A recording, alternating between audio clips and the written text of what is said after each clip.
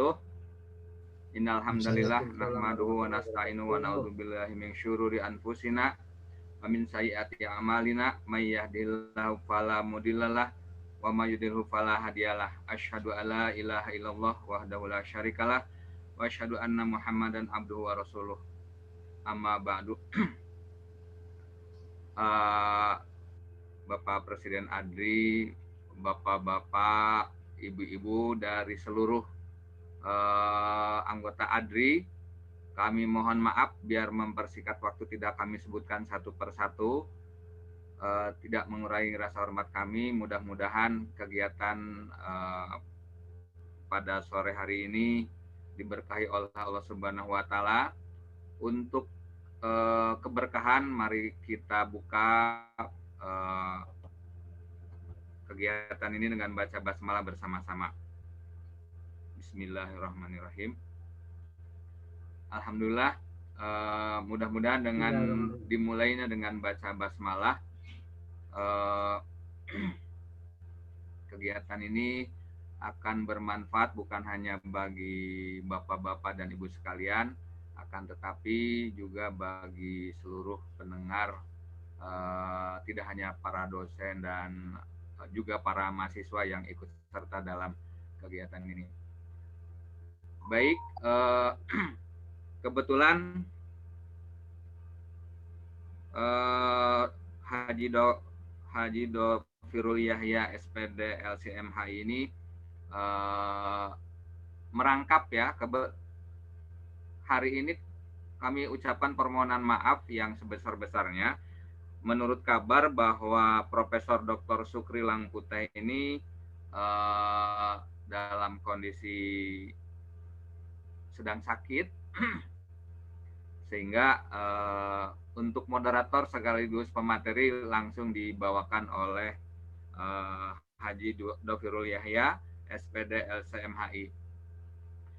Baik, untuk mempersingkat waktu kami langsung aja persilakan kepada Bapak Haji Dofirul Yahya. Waktu dan tempat kami persilahkan. Assalamualaikum warahmatullahi wabarakatuh. Waalaikumsalam warahmatullahi wabarakatuh. Bismillah, alhamdulillah, wassalatu wassalamu ala rasulillah, wala hawla wala quwwata illa billah. Allahumma salli ala sayyidina Muhammad, abdika wa nabika wa rasulika nabil ummi, wa ala alihi wa sahbihi wa sallim taslima biqadri azamati dhatika fi kulli waqtin wa hin. Amma ba'd, hadratul muhtaramin, para alim ulama, para profesorat, para doktorat, tidak lupa Ketua Presiden ADRI dan semuanya yang hadir di Zoom yang berbahagia ini. Alhamdulillah pada pagi hari ini rasanya seperti pagi ya. Maksud saya sore hari ini kayaknya seperti pagi karena puasa. Alhamdulillah pada sore hari ini kita bisa bertatap muka untuk kajian Ramadan rahmatan lil alamin, di mana harapan kita Ramadan ini umur kita penuh dengan amal ibadah, penuh dengan ilmu, sehingga kita keluar dari Ramadan tidak sia-sia, membawa keberkahan, dosa kita diampuni oleh Allah, dan kita keluar dari Ramadan membawa pahala sebanyak-banyaknya. Karena sebagaimana dari MC tadi sebagai pengantar, sebenarnya pembawa yang pemateri bukan saya sebenarnya, tapi karena saya ngerangkap MC sekaligus pemateri, ya alhamdulillah ada hikmahnya. Biasanya saya juga sering jadi serep, dan ini jadi serep juga. Dan ya seperti inilah, orang pesantren itu harus siap jadi serep, jadi apapun harus siap. Cuma tentunya serep itu, ban serep tidak sesuai dengan aslinya. Nah, kalau lebih baik ya itu mungkin alhamdulillah, kalau berkurang ya harap dimaklumi. Untuk materinya untuk sore hari ini, mungkin kita akan membahas tentang sirul hidayah. Apa sih rahasia atau rahasia di balik hidayah itu? Apa sih sebab orang itu mendapat hidayah? annal hidayah allati hiya tamratul ilmu laha bidayah. Bahwasanya hidayah, ya, hidayah itu apa sih dalam kitab kuning atau kitabnya Maraqil Ubudiyah milik Kiai Syekh Nawawi Al-Jawi Al-Bantani dikatakan sulukut tariqa ilallah. Jadi hidayah itu adalah orang merambah jalan menuju Allah. Orang makanya ada istilah orang sadar kemudian melakukan kebaikan. Kita katakan, orang itu dapat hidayah. Kemudian ada orang kemudian dia melakukan dosa, kemudian dia taubat, dia dapat hidayah. Lah, apakah hidayah itu kemudian muncul seketika orang dapat hidayah? Enggak, ternyata. Di balik hidayah itu hanyalah sebuah daripada buah dari suatu proses. Hidayah adalah buah dari suatu proses. Tidak kemudian bahasa Jawanya ujuk-ujuk orang dapat hidayah, enggak. Tapi ada permulaan. Ya. Apa? Hidayah itu ada bidayahnya. Bidayah itu artinya permulaan. Kemudian yang mana permulaan ini dinamai al-musammatu bisyari'ah wa tariqah. Permulaan ini untuk orang mendapatkan hidayah, maka harus ada permulaan. Permulaannya apa? Orang ini harus melewati dulu yang namanya syariah, kemudian thariqah. Baru orang mendapatkan yang namanya hidayah ini. Jadi hidayah itu adalah buah. Makanya kemudian setelah hidayah permulaan, setelah orang melewati yang namanya syariah, thariqah, maka kemudian ada nihaya akhir dari semua itu, itulah yang namanya dinamakan hakikat. Yaitu hakikat. Jadi yang dinamakan hakikat. Yaitu hakikat ini adalah buah daripada syariat dan thariqah. Nah, makanya kemudian setiap amal ibadah atau perbuatan, sebagaimana dikatakan sahih wa dhahiru wa batin, setiap sesuatu yang tampak pasti ada dalamnya. Ada setiap yang tampak ada batinnya. Setiap yang dhahir tampak ini pasti ada batinnya. Begitu juga sesuatu yang ada dalamnya pasti ada kulitnya. Nah, maka disinilah kemudian syariah itu adalah zahirul haqiqah.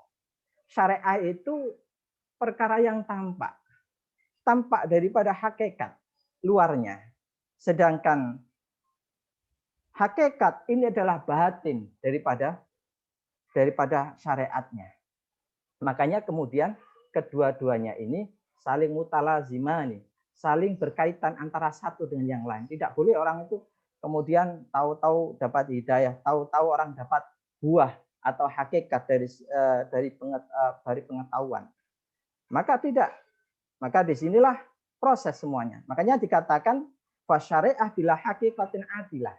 Orang kok melakukan syariah, ya, bila hakikah dengan tanpa dalamnya hakikatnya, maka adilah. Atilah ini artinya khaliyah min samarah, tidak ada buahnya. Apa contohnya? Contohnya ini gini, kalau ada orang yang ibadahnya getu ya.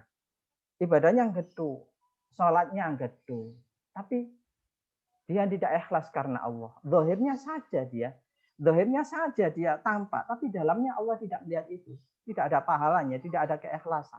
Orang ahli katakan ahli sedekah, tapi untuk pamer-pamer, kemudian hanya untuk tenar saja dia disebut-sebut. Maka dalam pandangan Allah tidak ada nilainya di sini. Cuma hanya dapat pujian dari orang lain. Mungkin cuma dapat perhatian orang lain, mungkin akan dipilih dan lain sebagainya. Maka disinilah antara syariah, thariqah dengan hakikat. Maka semuanya saling keterkaitan antara satu dengan yang lain. Sebaliknya, orang yang hakikat bila syariah batilah. Ya. Hakikat, orang melakukan hakikat sesuatu dalamnya sesuatu tanpa syariah maka batilah, tidak ada gunanya, sia-sia. Orang ya katakan sholatnya seakan-akan sholatnya itu sholat wajibnya tepat waktu. Sholatnya katakan melakukan sholat 5 waktu, kemudian sholat sunahnya banyak, tapi dia tidak melakukan syariah. Syariahnya apa? Syariahnya dia kalau wudhu saja katakan wudhu ini tidak dibasuh sikutnya. Maka seakan-akan sholatnya benar banyak, tapi dia tidak sah di hadapan Allah, sia-sia. ini ada keterkaitan antara satu dengan yang lain. Maka disinilah kemudian dikatakan bal atasawuf antasu bila kadar wa tatabul haq wal Quran wa dinan. Jadi tasawuf itu ini hubungannya dengan tasawuf sebenarnya. Istilah ini dikatakan dalam kitab Syekh Hamid Muhammad Al-Ghazali, Muhammad Al-Ghazali, bahwa kasarnya tasawuf itu adalah membersihkan hati dari segala sifat, dari sombong, dari segala penyakit yang namanya hasud, dari penyakit ujub, ya merasa paling wah sendiri, paling pintar, dari sifat sum'ah biar dapat sebutan orang lain. Tidak itu harus dihilangi. Hendaknya kita, kalau orang itu merasa sifat itu kita tidak merasa memiliki apa-apa, semuanya dari Allah, jabatan dari Allah, maka dalam keadaan apapun ketika dihujat ataupun dipuji dia sama saja. Kita lihat Gus Dur seorang presiden. Ketika dihujat, dipuji sama saja, tetap tertawa dan tidak ada rasa beban. Kenapa? Karena dia pasrah tawakal pada Allah, dia berusaha. Diturunkan jadi presiden tidak masalah. Malah saya ketemu dengan supirnya ya. Supirnya itu ketepatan waktu ke Tambak Beras itu saya ketemu dan dia cerita, lu Gus Dur jadi presiden, bangun pondoknya saja tidak jadi. Pondoknya itu tidak jadi, mestinya jadi presiden cepat. Tapi justru orang-orang sekitar itu yang cepat bangunannya. Ini artinya disinilah sudah hati ketika itu hati ini tidak ada rasa apa-apanya, artinya rasa ini sudah ikhlas, maka disinilah hati bersih setiap melakukan ibadah karena Allah, maka ada kesemangatan ibadah. Nah, kemudian dikatakan ini sama dengan Imam Ghazali memberikan contoh atau Habib Abdullah bin Ali Al-Haddad, Muhammad Al-Haddad, Sahibul Ratibul Haddad, wali kutub mengatakan, diceritakan dalam kitabnya menyebutkan Imam Ghazali, orang sholat itu, katakan ini paling contoh gampang itu sholat. Orang sholat itu, kalau sholatnya adalah ada dua surah gambaran, yang tampak itu adalah tampak zahir, orang berdiri, orang baca Fatihah, orang sujud, orang rukuk, itu adalah yang tampak. Kemudian yang dalamnya apa? Dalamnya dia khusyuk, dia khudur, hatinya datang, merasa di dalam sholat. Kemudian dia angan-angan makna daripada sholat itu adalah dalamnya. Maka kalau ada orang yang sholat, tapi hatinya tidak hadir, hatinya tidak khusyuk, hanya tampak luarnya saja, maka seperti orang itu adalah orang tersebut adalah orang yang digambarkan adalah orang yang memberikan hadiah kepada raja. Tapi raja itu dikasih hadiah, hadiahnya katakan hadiah itu adalah seekor kuda yang bagus, yang paling bagus. Kalau sekarang adalah Alphard gitu ya, kendaraan. Tapi ya bobrok, dalamnya rusak. Raja dikasih luarnya saja, catnya bagus, tapi dalamnya bobrok, rusak. Hewan atau kuda rusak semuanya. Itulah seperti orang yang sholat tapi tidak hadir, tidak hudur, tidak khusyuk. Orang yang bersedekah tapi hanyalah ingin disebut-sebut, tidak ada keikhlasan di dalamnya. Tapi kalau orang karena ikhlas karena Allah, maka dia Allah melihat itu akan dinilai. Maka seberapa dia ikhlasnya, pada khusyuknya, seberapa khusyuknya. Nah, disinilah orang-orang tasawuf kemudian memperhatikan sampai ada Rasulullah melihat ada seorang laki-laki ketika sholat ini memegang jenggotnya ini. Nah, ini ketepatan saya tidak ada jenggotnya ya, cuma kecilin contoh saja. Ya, ketika ada orang zaman Rasulullah ada laki-laki memegang jenggotnya seperti ini. Kemudian Rasulullah mengatakan gini, andai kata orang itu hatinya khusyuk, tentu jawarihunya, tentu anggota badannya juga khusyuk. Ini gambaran ya, kalau orang itu hatinya tenang, insya Allah pikirannya tidak mulak-malik. Kalau orang itu hatinya tenang, insya Allah setiap mengambil kebijakan, dia menjadi orang yang bijak dan tenang. Seringkali orang itu bingung dengan sendirinya, tidak bijak. Kenapa? Karena hatinya sudah tidak tenang. Maka begitu juga dalam digambarkan dalam sholat. Maka dalam perjalanan inilah kemudian ulama-ulama mengatakan bahwasanya syariah itu seperti syariah itu seperti perahu. Torekoh itu adalah lautan. Hakekoh itu adalah mutiara. Orang kalau ingin mutiara tidak mungkin langsung meloncat dari pinggir lautan loncat ke tengah, tidak mungkin. Ini gambaran secara akal ya, secara akal. Maka orang itu bisa sampai kepada dapatkan mutiara dalam laut, dia harus menaiki yang namanya syariah, yaitu perahu. Ketika dia masuk perahu, maka lewatnya harus lewat lautan. Tidak mungkin perahunya naik. Ini gambaran dulu ya. Jadi gambaran. Maka dia melewati yang namanya lautan ini. Kemudian lewatan baru dia mendapatkan mutiara. Nah, disinilah proses antara syariat, tarekoh, dan hakikoh. Begitu juga firman Allah Ta'ala yang mengatakan qala Allah Ta'ala wattaqullaha wa yu'allimukumullah. Kata Allah, takutlah kamu kepada Allah, maka Allah akan memberikan ilmu. Allah akan menambahmu ilmu yang mana kalau orang itu takut kepada Allah, sudah mengerti terus diamalkan dan takut kepada Allah, maka Allah akan menambah ilmu itu. Kadang-kala orang nggak paham. Tapi ketika di luar dari acara itu, seketika diberi Allah pemahaman. Nah, ini yang namanya ilmu laduni istilahnya. Kadang diberi pemahaman oleh Allah. Nah, inilah takutlah kepada Allah. Artinya orang kalau takwa kepada Allah, mendekatkan diri pada Allah, maka Allah akan memberikan ilmu. Imam Malik mengatakan man amila bima alima warathallahu ilma ma lam ya'lam. Imam Malik mengatakan barang siapa yang mengamalkan atas ilmu yang dia ketahuinya, ya, orang atas ilmu yang dia ketahuinya, maka Allah akan memberikan ilmu yang belum dia ketahui. Ini adalah proses bahwasanya ilmu itu adalah syariah. Makanya dikatakan Syekh Imam Shawi, syariah itu adalah hukum yang berhubungan dengan kita, dengan kehidupan kita, yang dibawa Rasulullah, yang mana berhubungan hukum tentang pengetahuan tentang wajib, dipelajari perkara yang sunnah, perkara yang haram, perkara makruh, jaiz. Itu adalah syariah. Kita mengetahui. Orang itu kalau tahu, tidak dilakukan, ya tidak dapat hasil. Tahu ini ada makanan, ada makanan, kemudian dibatin saja. Kira-kira kenyang atau enggak? Sampai dikasih makanan enak ya, buah-buahan, kemudian suguhan yang enak, dikasih sama presiden, katakan dikunjungi. Sama sampai enggak, saya batin saja, saya lihat kenyang. Ya enggak kenyang. Maka torekohnya bagaimana? Dia mengambil, dia melakukan itu, dia tahu itu makanan enak. Maka dia harus mengambil itu semuanya, kemudian dimakan. Hari ini hasilnya apa? Nikmat. Lagi nikmatan. Inilah namanya hakikat. Inilah hakikat. Maka kemudian torekohnya bagaimana? Torekoh ini adalah torekoh mengamalkan pengetahuan kita. Orang itu kalau tidak mengerti, ya bagaimana bisa nyampe? Orang katakan buat proposal, penelitian, ya, kalau dokter. Oh, kalau tidak tahu caranya ya bingung. Ini bagaimana? Padahal dia ilmu sudah banyak ya. Cuma teorinya tidak tahu. Kadang kebingungan. Maka dia harus belajar juga, mau tidak mau. Akhirnya, oh seperti ini, seperti ini. Nah, kalau masalah torekoh ini kan cara. Bagaimana nyampe? Nah ini bagiannya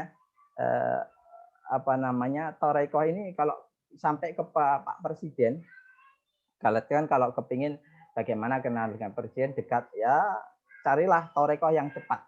Bagaimana torekohnya? Kenal dengan orang-orang yang dekat dengan orang yang ada di sekeliling Pak Presiden. Nah ini bagiannya Presiden ahli itu, Presiden ADRI itu paling ahli. Ini bagian masuk sana sini, nah itu bagian ahli torekohnya itu. Bagian Pak Fatoni Rodi itu adalah torekohnya sudah kesana kemari sudah biasa, baru dapat hasilnya. Ini torekoh.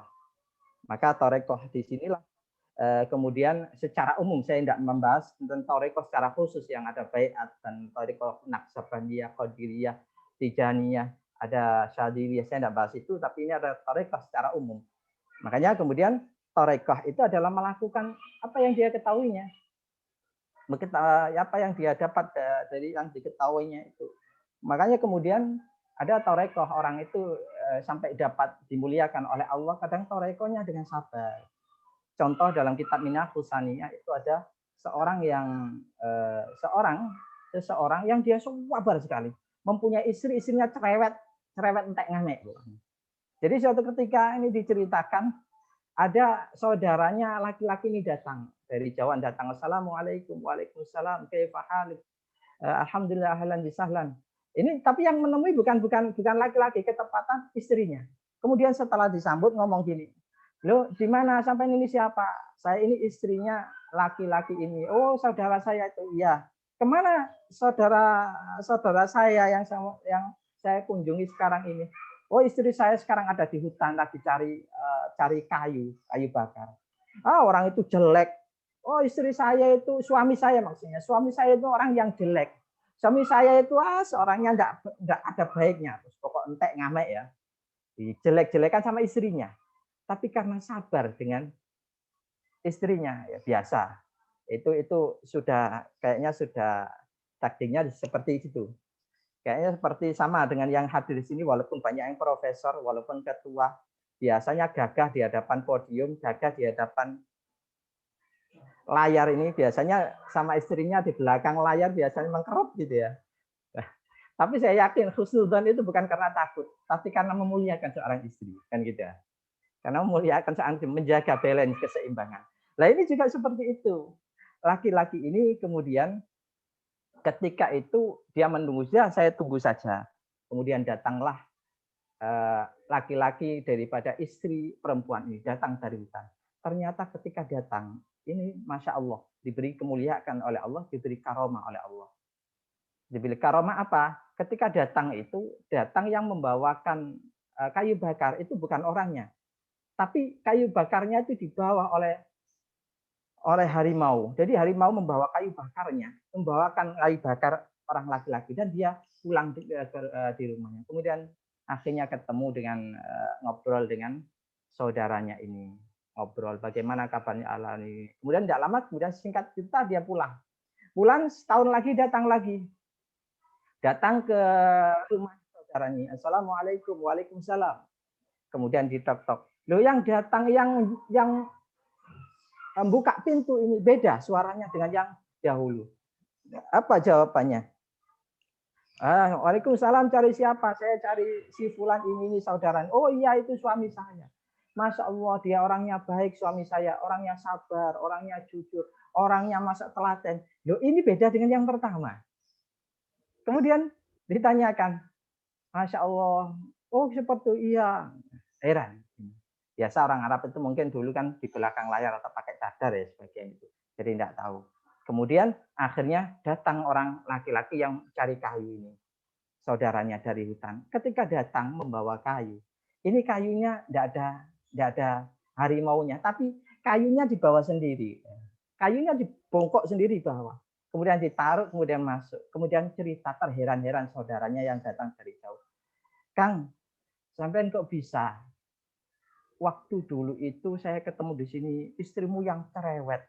Istrimu pokok ngelok-ngelono jenengan itu entek ngamek. Tapi yang ini halus dan sopan, memuliakan kamu. Tapi ada keanehan juga. Dulu kamu datang. Ketika datang kamu itu datangnya adalah dengan dibawakan harimau. Sekarang kau bawa sendiri kayu bakar itu. Iya, dulu karena istriku itu cerewet. Saya dimarahi, saya dicaci maki, saya sabar. Dan sabar. Ketika sabar, Allah memuliakan saya.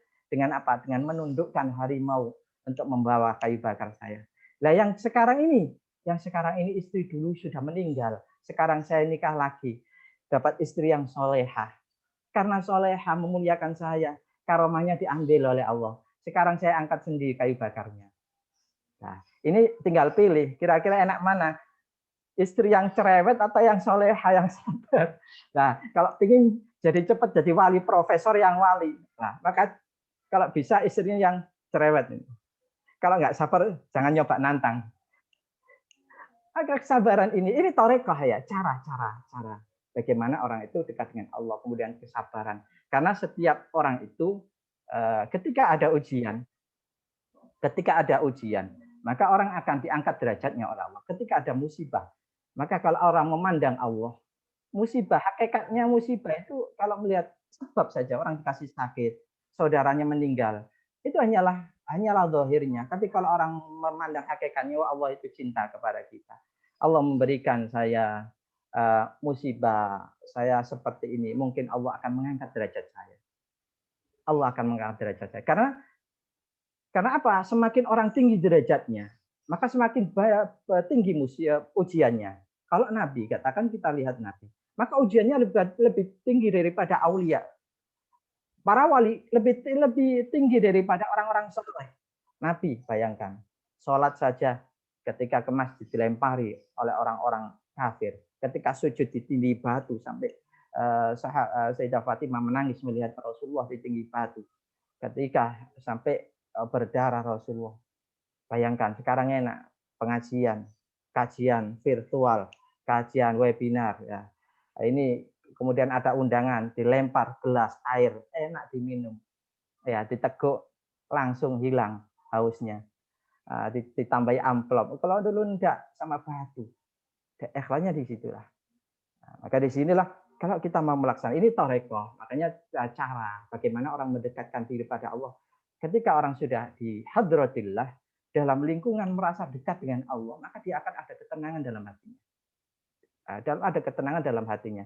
Makanya kemudian ada tarekoh macam-macam. Coroh tarekoh kalau yang terkenal, misalnya di Mbah Khalil Bangkalan. Ya Khalil Bangkalan ini adalah gurunya Kiai Hasyim Asy'ari, termasuk Kiai Hasyim termasuk Mbah Wahab Hasullah. Ini mempunyai orang tua yang namanya Pak Latif. Pak Latif itu orang tuanya, makanya Khalil Bangkalan bin Latif. Pak Latif itu bukan orang yang ilmu, orang yang pintar, enggak. Tapi beliau adalah orang yang suka pekerja. Karena suka pekerja dan hampir 80% ini uangnya, kerjanya ikhlas, uangnya dikasihkan kepada guru-gurunya. Karena dikasih untuk mencari barokah kepada guru-gurunya. Karena seorang kiai, apalagi seorang wali, orang ulama itu ketika berdoa tidak mungkin memikirkan berdoa untuk sendirinya. Tapi dia berdoa untuk memikirkan murid-muridnya, orang-orang yang ada di dekatnya. Bukan hanya menyampaikan ilmu, transfer ilmu. Tapi setelah transfer ilmu juga malam melek mendoakan yang namanya santri-santrinya. Makanya kemudian tidak heran kalau sampai hanya mondok kemudian jadi presiden, mondok kemudian jadi wakil presiden ya. Nah, ya karena sambung sanad sama doanya ini. Nah, Mbah Latif ini juga seperti itu. Karena dia suka membagi kepada gurunya tabarukan, torekohnya seperti ini. Maka kemudian tidak kena Mbah Latifnya, tapi anaknya dikasih oleh Allah menjadi wali yang besar, yaitu Kiai Khalil Bangkalan. Ya Khalil Bangkalan, berkat apa? Berkat orang tuanya dekat dengan ulama-ulama. Maka semuanya ini ada tarekoh, ada jalannya, ada syariat, ada tarekoh. Makanya orang itu tidak mungkin orang itu tahu hasil, dapat hasil. Orang itu atau orang itu dapat hidayah, tidak mungkin kecuali orang itu mengerti dulu. Nah, kadang-kala orang itu mengerti, tapi terhalang. Kenapa? Karena torekohnya. Contoh seperti ini, orang yang dekat dengan Rasulullah. Bayangkan Rasulullah itu kalau digambarkan seperti matahari. Matahari itu kalau orang ke matahari, semuanya pasti terkena sinar, akan tembus. Makanya kalau orang sampai melakukan kemaksiatan zaman Rasulullah itu ada orang laki-laki yang melakukan kemaksiatan datang kepada Rasulullah. Ya Rasulullah, saya tadi melakukan maksiat ya Rasulullah. Saya mencium perempuan ya Rasulullah, bukan mahram saya cium ya Rasulullah. Ini seorang laki-laki. Kenapa? Karena kuatnya Rasulullah selalu mengaku ada orang. Kemudian kata Rasulullah dibiarkan. Dah, kum ya Bilal, salli. Kum wakim. Sudah, azan, qomat, kemudian sholat sama Rasulullah. Kemudian Rasulullah mengatakan apa? Sudah, orang yang sholat, setiap sholat itu akan membersihkan dosa-dosanya kecil. Mulutnya yang mencium orang lain, yang memandang perkara yang bukan maksiat, maka akan menjadi dosa dengan melakukan sholat. Ini untuk saya atau amatul muslimin, amatun nas. Ini untuk semua umat Islam, kata Rasulullah. Ini artinya tarekoh. Nah ini Rasulullah itu kan kuat cahayanya. Orang kalau cahayanya bisa menembus para Rasulullah. Kenapa? Sampai Abu Jahal, Abu Lahab tidak bisa mendapatkan hidayah. Kenapa kemudian Nabi Nuh, anaknya, istrinya tidak dapat hidayah? Kenapa? Karena satu, ada sifat kesombongan yang ada dalam dirinya. Lah sombong ini menjadi penghalang orang dapat hidayah. Nah, mendapat hidayah. Karena sombong ini ada titisannya iblis ini. Makanya dalam Al-Quran dikatakan wa idh qalatil malaikatu isjudu li adama fasajadu illa iblis aba wastakbara wa kana minal kafirin. Ketika dikatakan wa idh qalatil malaikatu isjudu li adama fasajadu illa iblis, malaikat iblis sujud kamu semuanya kepada Nabi Adam. Tapi justru yang sujud hanyalah para malaikat. Iblis tidak mau sujud. Saya kan dari api, Adam kan dari tanah, buat apa sujud? Sombong. Dan gandengannya sombong, marah. Orang sombong itu orang yang merasa dirinya tinggi, menganggap orang lain rendah. Orang yang merasa ucapannya paling benar, orang lain ucapannya dianggap salah. Itu adalah orang yang sombong. Makanya kemudian, ya, iblis ini dalam kitab Ihya Ulumuddin, kitabnya Abu Hamid bin Muhammad Al-Ghazali, dalam juz 3 itu dikatakan, diceritakan suatu ketika Nabi Musa ini akan dipanggil oleh Allah, diajak dialog di Gunung Turi Saina, itu dicegat sama iblis di tengah-tengah. Musa, tunggu dulu, berhenti. Mau kemana? Saya mau dialog, diajak oleh Allah dialog di Gunung Turi Saina. Kalau gitu aku titip pesan, sampaikan pada Allah. Bisa enggak tobatku ketika di surga dulu suruh sujud aku tidak mau? Bisa Kak tobatku diterima sekarang ketika aku di dunia ini? Kemudian baik, aku akan saya sampaikan. Kemudian akhirnya Nabi Musa ini diajak dialog oleh Allah, singkat cerita di Gunung Turi Saina. Di tengah-tengah itu namanya dengan kekasih ya. Orang kalau sudah dengan kekasih itu lupa dengan semuanya. Orang kalau sudah kemanten nyar, kemanten baru biasanya enggak bahas yang lain. Begitu juga kalau orang sudah ketemu Allah, dalam makna ketemunya dia dialog bukan berarti ada ucapan, ada suara beda ya. Itu artinya di makna jadi ketemu dengan makna lain. Kemudian di tengah-tengah diingatkan oleh Allah, wahai Musa,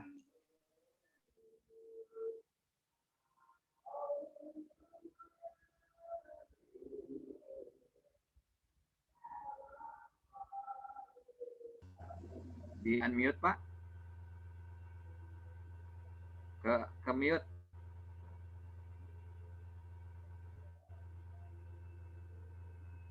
Masih unmute. Nah. Ya baik, kelihatan layarnya di situ? Kelihatan jelas. Oh, yang di sini yang hilang. Baik, saya teruskan kalau tidak kelihatan. Ketika di Gunung Turi Saina, kemudian diingatkan oleh Allah, hei Musa, apa pesan daripada iblis? Ya Allah, ya pesan iblis, bolehkah taubatnya masih diterimakah? Iblis ingin mau taubat. Boleh Musa, taubatnya boleh diterima. Kena unmute lagi, unmute. Ustaz. Ketekan unmute-nya. Unmute-nya. Waktunya 5 menit lagi. Oke. Ya, baik. Akhirnya ketika ketemu dialog dengan Allah diingatkan oleh Nabi Musa, wahai Musa, masih bolehkah taubat saya diterima? Taubat saya, ya Allah, apakah masih diterima taubat setan ketika dia di surga tidak mau itu? Boleh wahai Musa, syaratnya satu, dia harus mau sujud ke makam Nabi Adam alaihissalam. Dia harus mau sujud. Kemudian akhirnya singkat cerita iblis ini balik di tengah jalan dihadang oleh iblis. Nabi Musa, wahai Musa, bagaimana? Apa oleh-oleh dari Allah? Taubatmu diterima. Syaratnya satu, kamu harus sujud ke Nabi Adam. Apa kata iblis? Di surga saja, ketika hidup saya disuruh sujud, saya tidak mau. Apalagi ketika mati, maka saya tidak akan mau. Maka iblis marah-marah. Jadi lengkap. Iblis ini sombong, gandengannya marah. Makanya iblis kemudian, kalau orang yang sifatnya sombong, maka sulit mendapatkan hidayah. Abu Jahal, Abu Lahab. Sulit orang itu menerima ilmu karena sombong. Makanya saya katakan kepada para mahasiswa, saya ketika masuk seringkali saya utarakan kepada mahasiswa, kalau sampai kepingin dapat ilmu, syaratnya satu, harus senang dengan dosennya. Baik dosennya itu cantik, ganteng atau tidak cantik, tidak ganteng, harus senang. Walaupun saya ini ngajar jelek, pendek, jangan lihat itu. Tapi lihatlah proses kita pengajaran karena lillahi ta'ala. Kalau sampai sudah sombong, tidak mau melihat orang itu, membanggakan diri, sudah tidak akan bisa, tidak akan mau mendengarkan apa yang diucapkan orang itu. Pangkat saya lebih tinggi kok, buat apa mendengarkan dia. Maka padahal ada ilmu yang mau masuk, maka tidak akan bisa masuk kalau sudah sombong. Maka kemudian iblis inilah Kemudian sampai sekarang pun iblis ini mencari teman sebanyak-banyaknya. Makanya iblis kemudian ketika mau disiksa oleh Allah, ini tidak mau iblis itu, ya Allah akhirkan saya, akhirkan sampai umur nanti hari kebangkitan ya Allah. Makanya iblis itu umurnya panjang, keliling ya ke kampus-kampus, ke dunia ini mencari teman. Siapa ya teman saya yang mau menjadi teman saya, ini dicari. Iblis kemana-mana ini, masuk Zoom juga ada iblisnya, masuk HP ada iblisnya, ini mencari teman sebanyak-banyak. Maka disinilah proses bagaimana semuanya itu bisa didekatkan, dekat dengan Allah, asalkan tidak ada sifat-sifat tadi, termasuk salah satunya sombong. Kalau orang sudah sombong biasanya marah. Kalau orang itu marah, maka biasanya akalnya secerdas apapun, setinggi apapun derajatnya orang itu, kalau sudah ketutupan dengan marah, biasanya orang itu menyesal setelah marah. Kecuali kalau marah itu marah adalah sesuai dengan syariat. Bagaimana marah sesuai dengan syariat itu? Contohnya gini, ada orang istrinya cantik di bawah orang. Kalau dia sabar saja, kalau dia ini contohnya ini, kalau ada orang istrinya cantik di bawah orang, dia harus marah. Dia harus marah karena apa? Karena istrinya. Kalau orang istrinya cantik kemudian di bawah orang lain, dia sabar. Dalam Islam kan innallah ma'as sabirin, tenang, Allah dengan orang sabar, dengan orang yang sabar. Istrinya di bawah orang lain sabar, ya entek. Maka harus dia marah. Begitu juga kalau orang masjid dibakar, harus dia marah, bukan dia sabar. Rumahnya dibakar orang sabar, ya entek. Maka dia harus gerak. Maka semuanya ada syariah, ada thariqah, ada agama. Ini saling satu dengan yang lain. Makanya saya gambarkan sampai orang-orang ulama salafus soleh, ya, dalam kitab Nusaihu Diniyah itu orang-orang ulama soleh itu saking menjaga hatinya, menjaga batinnya, artinya hatinya itu saking khusyuknya, sampai ketika sholat itu, ketika ada satu, ya, sebagaimana Rabi bin Haytham itu ketika sholat itu, masya Allah, saking khusyuknya itu, kemudian ada pencuri yang datang, mencuri kudanya. Dulu mungkin kudanya, kalau sekarang mobil ya mahal ya, mobil katanya dicuri. Orang-orang berteriak, ya Haytham, kudamu dicuri orang. Kemudian dibiarkan saja sama Hasan tetap sholat. Kemudian ketika dia selesai sholat, kemudian diceritakan, kenapa kau diam wahai Hawisam? Iya, sungguh aku tahu kalau kudaku dicuri, kendaraanku dicuri, tapi sholatku lebih aku cintai daripada kudaku. Nah, kemudian inilah yang menggambarkan gambaran daripada seorang, akhirnya orang itu setiap perbuatannya memunculkan yang namanya ikhlas. Ini yang ikhlas. Dan ikhlas itu paling mudah kalau digambarkan kalau ala pesantren dulu. Nah, kalau ada seorang kiai itu kaya ya, kiainya itu pintar, alim, kaya, mempunyai anaknya cantik. Maka ketika anaknya cantik ini, kemudian ada dua pelayan, orang yang khodim ini melayani kiai biasanya di pesantren itu.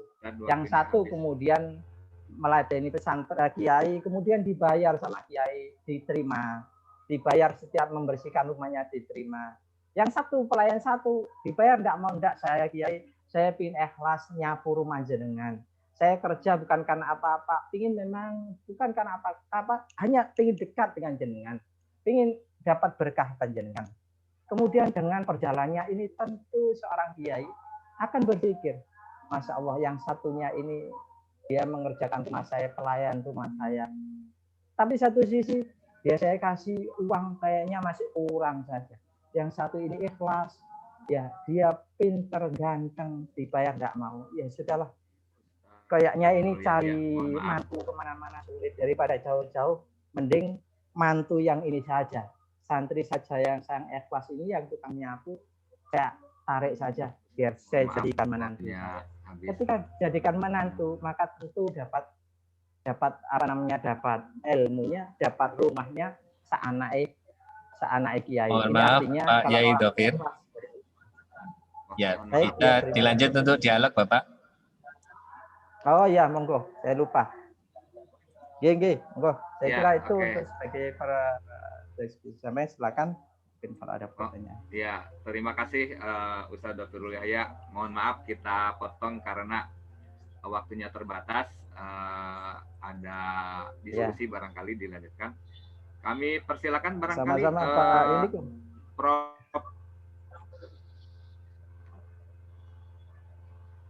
Tony barangkali atau siapa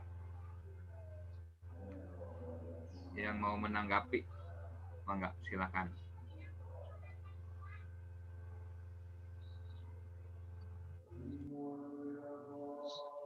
Ada Ibu Neni. Ada Ibu Neni mau tanya itu katanya. Silakan Bu Neni. Di chatting ya. Ya betul, di chattingnya Pak. Neni mau tanya. Ya, monggo. Silakan Bu Neni. Ya, monggo. Siapa? Iya, Bu Neni, monggo.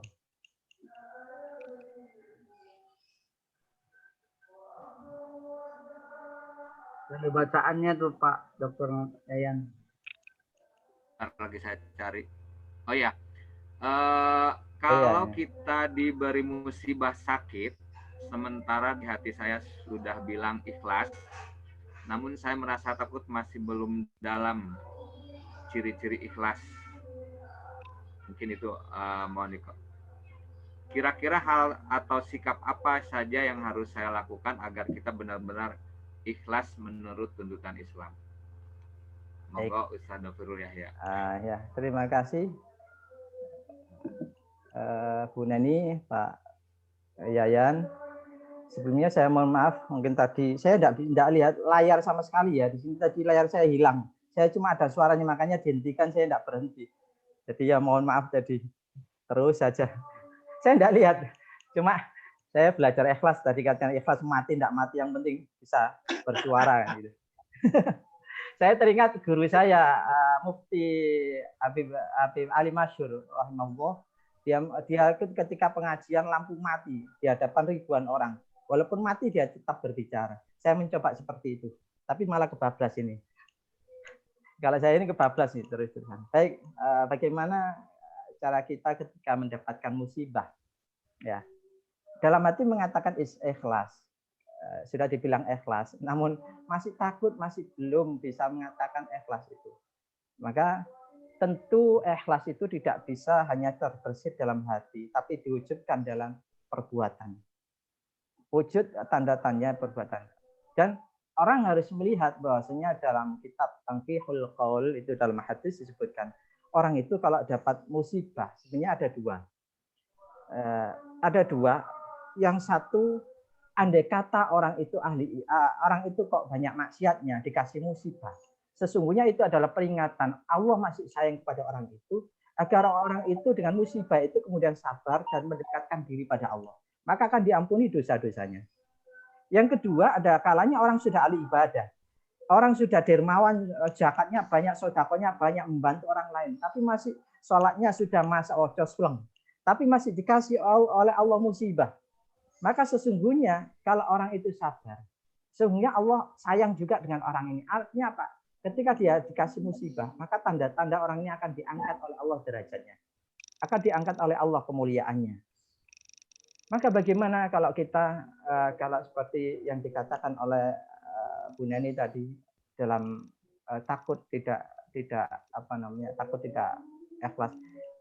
Baik, harus dimantapkan dalam hati kata-kata ikhlas itu. Maka harus diwujudkan dalam perilaku. Bagaimana ciri-cirinya? Orang ikhlas itu ya tidak mudah mengobrol kepada orang lain, saya sakit ya. Tapi diposting di dalam Facebook atau WA, saya sakit ini disebarkan kemana-mana biar dapat orang. Tapi ini tergantung niat. Kalau niatnya ingin dapat doa orang lain tidak apa-apa. Tapi kalau memang niatnya lain, belas kasihan orang lain, maka kalau bisa malah ditahan. Tidak dia mohon pada orang lain, tapi pasrah pada Allah, tawakal pada Allah, melihat siapa yang memberikan musibah, bukan melihat sebabnya, bukan melihat musibahnya, tapi siapa yang membuat musibah itu. Sungguhnya kalau kemanten saya gambarkan kemanten baru. Kemanten baru itu kalau dicubit istrinya itu seneng. Kecuali kalau diduduk sama sepatu ya dipukuli beda lagi. Hanya dicubit. Orang dikasih sakit oleh Allah, sesungguhnya Allah itu sayang dengan kita. Allah mungkin mengangkat derajat kita atau Allah akan menghapus dosa kita. Maka kita harus sabar. Makanya dalam proses musibah ada dua. Ada kalanya tingkatan orang tasawuf itu sufi itu ada kalanya orang itu harus ada kalanya sabar, ada kalanya tingkatan yang lebih tinggi ada ridho. Sabar itu dikasih musibah. Apa boleh orang sambat-sambat, saya sakit, ngomong kepada orang lain boleh. Dalam syariat boleh dia sambat-sambat, saya sakit rasanya sakit, ini boleh. Ya, karena dia tidak bisa manusiawi. Tapi kalau orang yang tingkatan yang lebih tinggi lagi, itu ridho. Dikasih musibah oleh Allah sebesar apapun. Dia menerima dengan lapang dada, dengan senang hati. Karena dia menyambutnya bukan melihat apa namanya musibahnya itu, tapi melihat oh Allah akan mengangkat derajat saya ini. Maka rasa senangnya itu bisa menutupi rasa sakitnya. Kok bisa rasa senang bisa menutup rasa sakitnya? Ya, saya katakan bisa. Nah, ini seperti Nabi Yusuf alaihissalam ketika Zulaikha membuat hidangan di hadapan para istri pejabat. Kemudian istri pejabat dikasih pisau sama buah-buahan, memotong tangannya. Nabi Yusuf dilepaskan. Ketika melihat Nabi Yusuf, ini ganteng, ini malaikat apa manusia? Ketika melihat Nabi Yusuf, semuanya tangannya dipotong tidak terasa. Kenapa? Karena ada rasa senang, sehingga rasa sakitnya tertutup. Maka kalau orang dikasih musibah, tapi rasa imannya kuat kepada Allah, mendekatkan diri, melihat Allahnya kuat, maka dia akan sakit itu tidak terasa. Wallahu alam. Ya, mungkin ada pertanyaan, kalau jawab terlalu banyak. Satu lagi dari Bumia, ya. Pak. Ya. Dari Bumia, ya. Ini cara praktis tersirat penuh makna ya. Untuk mengajarkan tauhid ke Allah bagaimana? Mengingat saya bukan dosen agama ini, kata Bumia. Silakan, Pak. Gimana? Coba. Ada cara praktis tersirat penuh makna untuk mengajarkan tauhid tauhid kepada Allah bagaimana? Nah, baik. Secara tersirat penuh makna itu paling mudah untuk khususnya untuk orang awam ya, atau orang yang tidak menggali secara ilmu tauhid secara mendalam. Sebenarnya tauhid itu adalah orang yang, karena ini hubungannya dengan hadis Jibril. Ketika Rasulullah ditanya mal Islam man iman ma ihsan. Ini ada iman. Maka inilah ketika ditanya iman, Rasul menjawab antuk minubillahi wa malaikati wa kutubi wa rusuli wal yaumil akhir. Itu semuanya ada 6 itu disebutkan. Artinya itu berkembang kemudian. Artinya secara mudah orang tauhid itu secara orang awam setidaknya memahami tauhid Allah itu ada, memandang bahwasanya kalau ada langit, ada bumi, pasti ada pencipta, yaitu Allah. Apakah harus mencari dalil secara dalam? Enggak. Harus yakin tauhid bahwasanya semua yang menciptakan ini adalah Allah, menggerakkan dunia ini adalah Allah. Allah Maha Besar, Allah Maha Rahman, Allah Maha Rahim.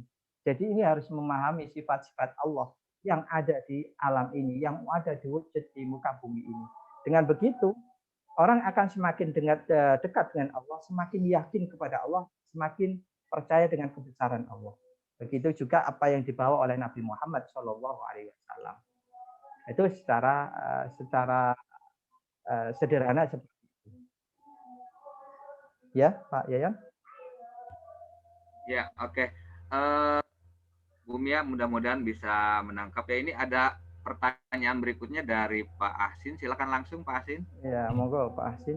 Assalamualaikum warahmatullahi wabarakatuh. Waalaikumsalam warahmatullahi wabarakatuh. Terima kasih. Ingin bertanya tentang ikhlas. Ya. Sebagaimana kita profesi dosen mengajar diuji, kadang-kadang pada suatu saat misalnya ada satu sehingga untuk kebutuhan kita dipotong. Nah, kemudian pada saat jangan dipotong, pada saat kita misalnya untuk dipotong atau yang kaitan misalnya 2,5% itu yang misalnya menjadi kebijakan juga kadang-kadang masih grundel. Kira-kira bagaimana? Apakah unsur ikhlas ini bagaimana kita menyikapinya? Yang pertama, yang kedua, ikhlas yang kaitan ini.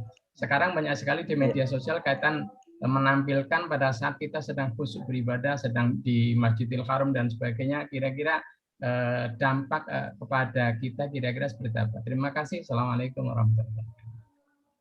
Waalaikumsalam warahmatullahi wabarakatuh. Terima kasih. Silakan. Ini jawabnya agak sulit, agak berat ini ya. Baik. Jadi semuanya mempunyai jabatan semuanya. Baik, kembali pada ikhlas. Sebenarnya kalau mengatakan ikhlas itu adalah orang yang melakukan sesuatu karena Allah. Kalau toh orang itu dipotong, itu tetap hak secara syariah ya, mengatakan secara syariah, saya mengatakan syariah. Kalau toh dipotong karena itu menyalahi aturan atau bertentangan dengan hak, maka boleh orang itu menuntut secara syariah. Tapi secara tasawuf, kalau memang itu ikhlas, ya enggak apa-apa. Ikhlas enggak apa-apa, karena dia mungkin tahu hadis ya. Dalam hadis mengatakan mamin yaumin yaswi ila yang zilu malakani. Saya yaqula hadim Allah ma'ati mumsikon Allah ma'ati mumsikon khalafan. Saya itu mengatakan Allah ma'ati mumsikan talafan. Contoh kalau dia karena tahu misalnya kalau ada setiap pagi ini 2 malaikat turun. Satu mengatakan mendoakan umat Islam gini. Ya Allah berikan orang-orang ahli sedekah itu ya Allah ganti ya Allah. Kalau yang memberikan ganti itu Allah. Kalau pemerintah saja bisa memberikan rumah pejabatnya, apalagi Allah gitu loh. Akan dilipat gandakan oleh Allah. Maka kalau toh orang itu saya mengatakan bukan tidak mau. Kalau memang itu satu orang pelit-pelit, tidak mau zakat sama sekali, tidak mau tahu kanan kirinya, maka sebaliknya malaikat mendoakan, ya Allah berilah orang-orang yang pelit itu kehancuran ya Allah. Artinya mungkin dia diuji oleh Allah tidak berkah kabarnya. Mungkin karirnya akan hancur, mungkin itu dan lain. Satu sisi sebenarnya, makanya syariat boleh ketika itu bisa menzalimi. Tapi secara hakikat melihat itu tadi kalau dia ikhlas tidak apa-apa. Dia memandang bahwasanya itu adalah untuk kepentingan umum, misalnya untuk membantu fakir miskin misalnya, untuk membantu orang yang tidak mampu atau sosial, maka itu lebih baik. Itu yang pertama. Yang kedua, kalau orang sekarang sholat di syuting, di share di media sosial dan lain sebagainya, maka bagaimana? Maka ada dua, ini tergantung pada niat seseorang. Kalau orang niat, katakan panitia ajak-ajak kepada kebaikan, sedekah, disiarkan kemana-mana ya, di-share kemana-mana. Ini sedekah. Kalau niatnya untuk mengajak orang lain, karena biasanya orang lain kalau tidak dimulai tidak mau sedekah, tidak mau berbagi. Kalau seperti itu baru turun. Maka itu lebih baik niatnya dia dapat pahala berlipat ganda. Rasulullah mengatakan man sanna fil Islam sunnatan hasanatan falau ajru amila ba'da min ghayri ayyakusmi ajri syai'. Kata Rasulullah, barang siapa yang melakukan kebaikan dalam Islam dan kemudian kebaikan itu dicontoh orang lain, maka dia dapat kebaikan apa yang dilakukan dan mendapatkan kiriman dari orang-orang yang mencontoh itu. Nah, kalau sampai nge-share ada kajian di-share, ada apa di-share, mendapat pahala kalau niatnya Allah. Tapi kalau niatnya ingin tenar ya enggak dapat apa-apa. Kembali pada niat. Wallahu a'lam. Ya Pak Yayan, sini maghrib kayaknya. Ya, ini mengingatkan kepada peserta supaya jangan lupa untuk mengisi Google Form. Baik, satu pertanyaan lagi barangkali. Udah habis waktunya.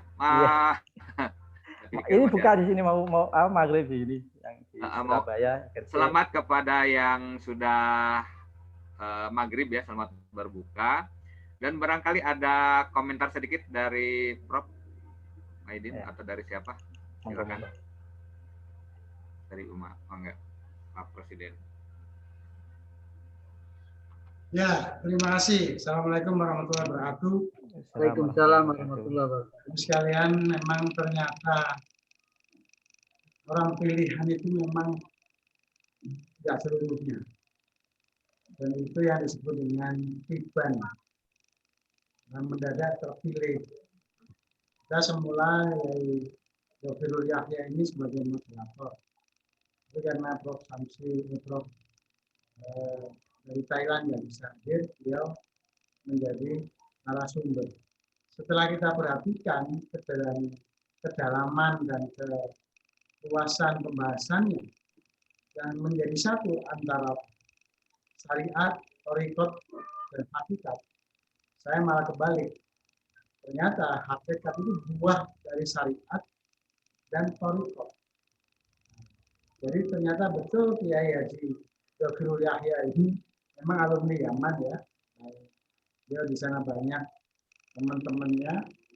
Itulah yang nanti sebagai contoh model bahwa nanti para moderator itu juga bisa menjadi pengganti badal ya.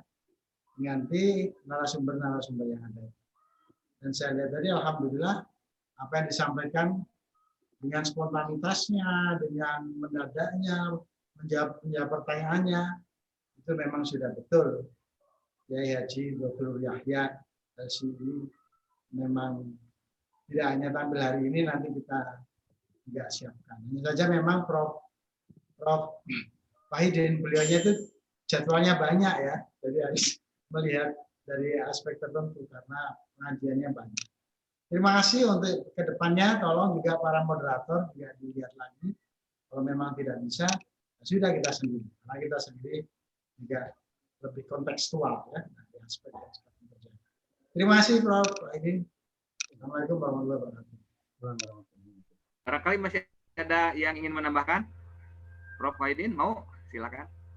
Assalamualaikum warahmatullahi wabarakatuh. Waalaikumsalam warahmatullahi Terima wabarakatuh. kasih pada Ustadz ya, moderator sekaligus Ustadz, dan kepada Pak Dr. Fatun Rodi, Presiden ADRI, yang kemarin juga begitu. Ini sudah menjadi konvensi ya ke depan. Moderator siap-siap untuk juga membahas dan dialog tetap dilakukan. Nanti yang menjawab sebetulnya tidak harus materi ya kalau yang seperti ini, tetapi yang hadir berkenan untuk menguatkan, menambahkan. Alhamdulillah kalau Pak Dr. Yahya memang beliau adalah kiai, jadi alhamdulillah. Tapi ke depan kalau terjadi hal seperti ini sebetulnya didukung oleh pemirsa yang hadir juga untuk memberikan penguatan. Terima kasih kepada semuanya. Mudah-mudahan hari-hari ke depan lancar dan kita mendapat keberkahan. Terima kasih Pak Moderator dan Pak MC, Pak Yayan ya. Sama-sama. Dengan dari saya, Assalamualaikum warahmatullahi wabarakatuh. Assalamualaikum warahmatullahi wabarakatuh.